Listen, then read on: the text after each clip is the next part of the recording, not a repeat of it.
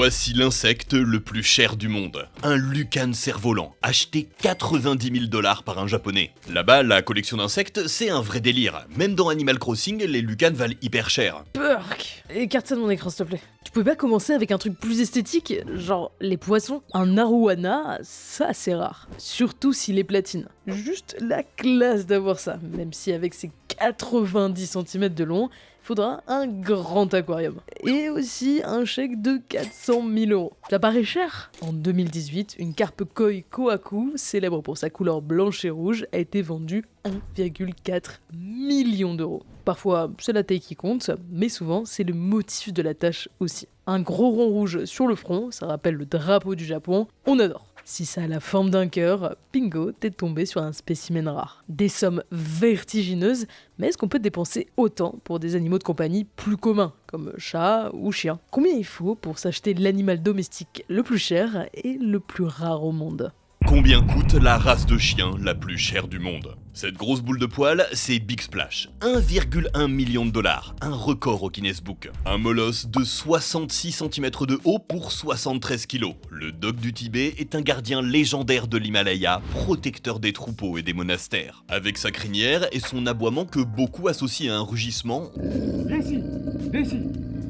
on raconte qu'il a du sang de lion en lui. Un zoo en Chine aurait même déguisé un de ses chiens pour le faire passer pour un grand fauve. C'est une des races les plus rares. Très peu répandue en dehors de la Chine, il ne peut avoir qu'une portée par an, alors qu'en moyenne, les chiens tournent plutôt autour de 7 mois. En 2024, seulement 3 naissances recensées en France. En 2021, 121 spécimens avaient été enregistrés. Et cette rareté renforce son aura majestueuse. Pour les Chinois, c'est un symbole de richesse et de statut social. En Europe, le premier dog du Tibet aurait été offert à la reine Victoria. Un cadeau du vice-roi des Indes. Un peu plus classe qu'un corgi. Mais quand même, comment on peut en arriver à débourser autant pour un chien? Faut forcément être millionnaire ou une tête couronnée pour avoir un dog du Tibet. Big Splash a été vendu aux enchères, ce qui explique son prix. Mais tu peux en retrouver pour quelques milliers d'euros. Le critère principal, c'est le pédigré, en gros la généalogie du chien, qui détermine la pureté de la race. En gros, le truc le plus prisé par les futurs acheteurs. Il existe plein d'autres chiens rares. Le chien du pharaon, représenté sur les fresques d'Égypte antique, ou le Celtaburin et son nez fendu. Sur internet, on trouve aussi des races chères plus connues, comme le Rottweiler, le Saint-Bernard, ou mon préféré, le Samoyed.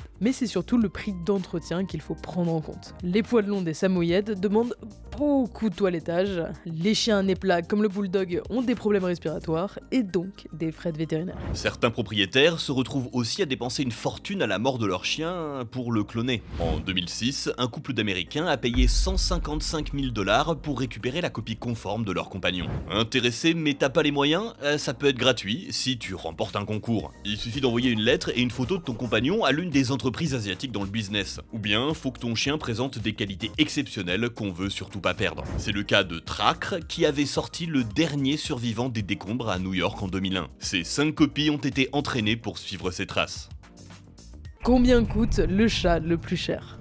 On ne sait pas. Contrairement aux chiens, il n'y a pas de record enregistré. Mais il y a des races onéreuses, vous pensez peut-être au Sphinx, dépourvu de poils, au Maine Coon de grande taille, ou au Manx qui n'a pas de queue. Mais est-ce que vous connaissez l'Ashera? Croisement entre un serval, un chat léopard et un chat domestique qui lui donne un look sauvage très apprécié. Il a été créé spécifiquement en laboratoire pour ne pas créer d'allergie. Hybride, il est donc stérile, ce qui en fait l'une des races les plus rares au monde, vendue jusqu'à 100 000 €. Mais l'Ashera a été au cœur de nombreux scandales. Déjà, les problèmes éthiques que soulève l'hybridation, mais aussi les arnaques. Certains acheteurs ont quand même eu des réactions allergiques, ou bien se sont retrouvés avec un chat d'une autre race ressemblant, le Chavana. Lui aussi vaut son pesant d'or, jusqu'à 20 000 €. Autre hybride qui ne déclenche pas d'allergie. S'il est plus répandu que l'Ashera, certains pays comme l'Australie interdisent sa possession. Quand tu crées un croisement avec un chat sauvage, la race garde des attitudes de prédation. Et ça peut être dévastateur pour certains écosystèmes. Si le Chavana est une hybridation artificielle, il y a également des mutations naturelles qui attirent les acheteurs. N'ayez pas peur, c'est pas un chat galeux, mais un likoï, aussi appelé chat loup-garou, avec son pelage nu à certains endroits. Il est apparu récemment et encore relativement rare. Seulement 200 likoïs en France en 2021. S'il n'existe pas de chat le plus cher officiel, il existe bien un chat le plus riche. Un certain Blackie qui aurait hérité à la mort de son maître de toute sa fortune, soit 12,5 millions de $. Alors, il s'est pas acheté des croquettes au caviar et au foie gras. En réalité, son propriétaire a donné l'argent à des assos à condition qu'elle s'occupe de son chat. Et le reste de sa famille a été snobé par le testament. C'est pas le seul héritier félin. Le créateur de mode Karl Lagerfeld aurait légué 1,5 million de dollars à sa chatte Choupette. Et c'est mérité. Considérée comme une véritable muse par son maître, elle a inspiré des collections Chanel et a même posé pour plusieurs marques et magazines de mode. Une vraie star, avec des biographies sur elle, une page Wikipédia et même un compte Insta à 260 000 abonnés. Tellement célèbre que l'acteur Jared Leto et la chanteuse Doja Cat se sont déguisés en Choupette pour le Met Gala 2023 en l'honneur de Karl Lagerfeld. Sur internet, les chats sont de véritables stars médiatiques, capables d'amasser des fortunes. Grumpy Cat aurait rapporté près de 100 millions de dollars à sa maîtresse. Une estimation démentie par cette dernière, mais nul doute qu'avec les vidéos, les films ou autres produits dérivés, elle a dû se faire quelques billets. Faire de ton animal domestique une source de revenus, ça date pas de YouTube et d'Instagram, il existe de nombreux concours félins et canins, et dans ce domaine, un animal dépasse tous les autres en termes de prix et de récompenses. Quel est le cheval le plus cher de tous les temps ? Ce n'est pas qu'un animal de compagnie, il aide aussi les agriculteurs dans leur travail. Le prix record pour un cheval de trait s'élève à 112 500 $.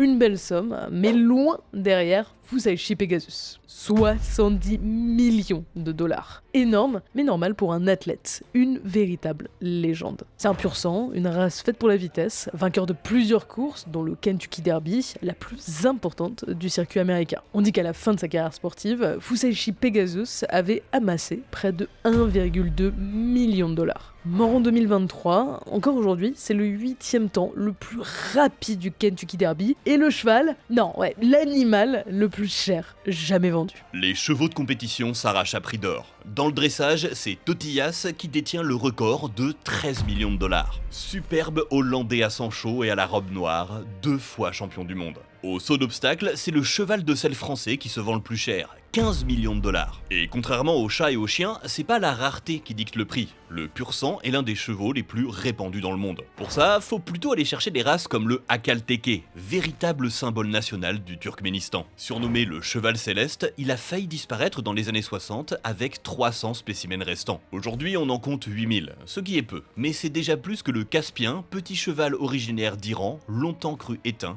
Il y en a plus que 1000. Pourtant, pour lui comme pour l'Akalteke, il vous suffira de débourser quelques milliers d'euros. Comment ça se fait? Qu'est-ce qui détermine la valeur d'un cheval si c'est pas sa race? Leur potentiel sportif surtout. Fusaichi Pegasus et Totillas ont été achetés suite à leur bonne performance en course et en dressage. Parfois, ça se règle aux enchères, ce qui explique la flambée des prix. Le but ensuite, c'est de le faire concourir pour qu'il te rapporte des prix. Ou bien de le faire se reproduire. Parce que ton pédigré compte aussi quand t'es un cheval de compétition. Si t'es fils de champion, tes capacités physiques t'assurent une bonne carrière. Du coup, les bons chevaux sont loués à prix d'or par les éleveurs. C'est un investissement. Plus tu payes cher le cheval, plus tu espères qu'il va te rapporter gros. Et parfois, tu te foires complètement. Prenez The Green Monkey. Descendant d'un vainqueur du Kentucky Derby, il a été acheté pour 16 millions de dollars. Une carrière prometteuse, pour au final ne courir que 3 fois et ne pas faire mieux que la 3e place. Juste 10 000 dollars de rapporté. Il fera une petite carrière en tant que cheval de saillie, engendrant quelques champions. Il est quand même resté dans l'histoire des courses épiques comme l'une des ventes les moins rentables.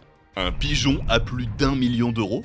En 2012, un canard du nom de Big Dave a été vendu aux enchères pour 1800 €. Un record historique. D'ordinaire, c'est plutôt 60 €. Un beau spécimen avec déjà plusieurs victoires en concours. Ça justifie le prix, non? Les concours de canards doivent être aussi juteux que ceux de chevaux. En plus, il vient d'un élevage prestigieux. Son propriétaire part à la retraite, il doit se séparer de Big Dave à contre-cœur. L'heureux acheteur va faire fortune, il va pouvoir le faire concourir et se reproduire. Ou juste le rendre à son propriétaire. Plusieurs de ses amis éleveurs se sont rassemblés pour racheter Big Dave pour lui offrir en cadeau de départ à la retraite. Voici New Kim, un pigeon vendu 1,6 million de dollars. Voilà, le plus cher de l'histoire. C'est plus que le dog du Tibet. Mais quel intérêt de débourser une telle somme pour un piaf? L'acheteur est chinois. Là-bas, les courses de pigeons sont extrêmement populaires et ça rapporte bien. New Kim, elle a déjà gagné quelques courses en France, parce que les pigeons d'élite, ça s'élève en Europe, plus précisément chez nous et en Belgique. On a même une fédération et des championnats. Avant New Kim, le pigeon le plus cher c'était Armando,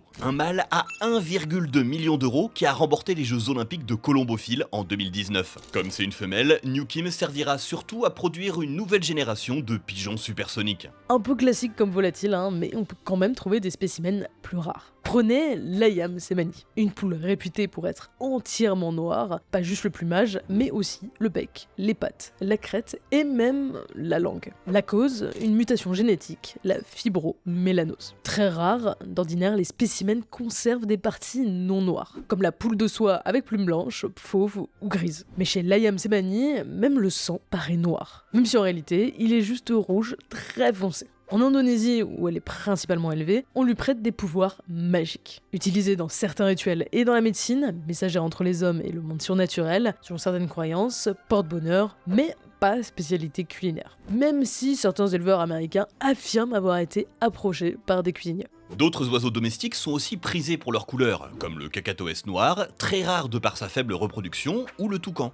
Ouais, tu peux avoir un toucan chez toi, mais pas partout. En effet, certains pays l'interdisent, dont les États de l'Union Européenne, qui régulent le marché des oiseaux exotiques et en voie de disparition. Pour l'instant, on a parlé d'animaux rares, dont l'espèce a été domestiquée. Mais posséder un lion de compagnie, par exemple, est-ce que c'est pas aussi rare que d'avoir un chien d'une race particulière? En réalité, la vraie question qu'il faut se poser, c'est... Est-ce que j'ai le droit d'avoir un lion chez moi? Est-ce que vous avez vu le documentaire Tiger King sur Netflix? On y découvre Joe Exotic, propriétaire de grands fauves qu'il exploite à des fins touristiques dans son zoo. Jugé en 2019, il a été reconnu coupable d'appel au meurtre et surtout de maltraitance animale. Franc succès, Tiger King va permettre de mettre fin à un trafic affreux aux États-Unis. Certains États autorisent la possession d'animaux domestiques exotiques et d'autres non. Par exemple, t'as le droit d'avoir un crocodile en Floride, si t'as une licence, et de l'exploiter dans un zoo ou un spectacle touristique très répandu dans le coin. Les fauves sont particulièrement populaires chez les Américains. Leur exploitation fait la richesse des cirques ou des zoos. Les bébés sont arrachés à leur mère à la naissance pour servir d'attraction aux touristes. Ils font des séances de caresses ou de selfies, et une fois trop grands, ils sont vendus comme animaux de compagnie à des particuliers, ou bien en morceaux au marché noir, notamment vers l'Asie où le tigre est très utilisé en médecine. Mais avoir un tigre chez soi, c'est pas comme avoir un gros chat, ça a des besoins très particuliers et ça représente un danger. La stat est dingue, il y avait plus de tigres en captivité aux États-Unis que dans la nature où il en reste à peine 4000. Grâce à la diffusion de Tiger King et sa popularité, en 2021, une loi a interdit complètement la possession de grands félins dans tous les États-Unis, sauf dans les zoos ou les sanctuaires respectant certains critères, comme l'interdiction d'exploitation à des fins commerciales, le respect des besoins des animaux ou pas de reproduction pour créer des hybrides. Ça paraît très américain comme problématique. Pourtant, en 2017, un lionceau a été retrouvé dans un appartement d'Île-de-France. Le propriétaire l'avait apparemment acheté à un cirque pour tourner un clip musical. En 2022, ce sont 2 crocodiles nains qui ont été découverts dans le sous-sol d'une maison. Ils vivaient là sans lumière naturelle et dans une pièce trop étroite depuis 20 ans. Un caïman était conservé à l'étage dans un terrarium. Les 3 reptiles ont été transférés dans un sanctuaire en Allemagne où ils vivent dans de meilleures conditions. Pourtant, leur propriétaire avait parfaitement le droit d'en posséder. En France, l'appellation nouveaux animaux de compagnie englobe tout ce qui n'est pas un chien ou un chat. Des assez communs comme lapins ou souris, des plus exotiques comme primates ou reptiles, et des plus surprenants comme des mollusques. Certains nécessitent une déclaration à la préfecture ou une autorisation, comme les crocodiles. Le but, éviter la transmission de maladies ou la propagation d'espèces nuisibles et dangereuses pour notre écosystème. Mais surtout, assurer des conditions de captivité qui respectent les besoins de l'animal. Parce que c'est ça qui pose problème dans toutes ces histoires. Le plaisir, ou la lubie du propriétaire de posséder un animal rare dépasse le bien-être de cet animal. Or, c'est ça le plus important, car la loi punit non seulement la maltraitance, mais aussi l'abandon. De telles sommes peuvent paraître abusées ou scandaleuses. Ça transforme les animaux de compagnie en des sortes d'objets de luxe, de symboles de richesse ou de réussite sociale. Mais ça n'empêche pas certains de s'en débarrasser dès que ça devient trop compliqué de s'en occuper. Les achats sur les coups de tête ou les races à la mode sur les réseaux sociaux, pas forcément adaptés à tout le monde, sont vite regrettés et cette fois, c'est l'animal qui en paie le prix dur. Plus de 44 000 abandons en 2023 selon la SPA. Si on envisage de prendre un chien, un chat ou autre, c'est important de se renseigner avant. Les abandons se multiplient, mais à côté, les adoptions sont en baisse. Plein à craquer, les refuges n'ont pas les moyens d'héberger tous leurs pensionnaires. De quoi se faire à la fois plaisir et une bonne action.